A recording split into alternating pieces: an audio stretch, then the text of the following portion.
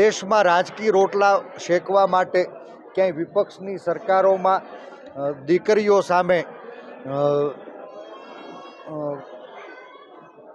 અત્યાચાર થાય તો અવાજ ઉઠાવવામાં પાવરદા ભારતીય જનતા પાર્ટીના નેતાઓને મન ગુજરાતની દીકરીઓ એ દીકરીઓ નથી.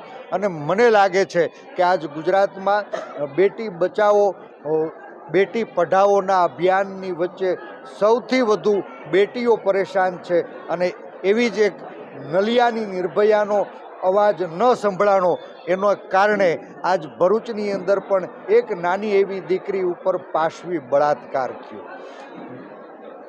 નરાધમો બેફામ ફરી રહ્યા છે, નિર્ભયાઓ થરથર કાપી રહી છે. ત્યારે આ ગુજરાતની નારી શક્તિ આવતા દિવસોમાં સંગઠિત થઈ નારી સન્માન માટે, નારી સશક્તિકરણ માટે આગળ આવશે, સંગઠિત થશે, અવાજ ઉઠાવશે અને અવાજ કોંગ્રેસનો અવાજ હશે એવો મને સંપૂર્ણ વિશ્વાસ છે.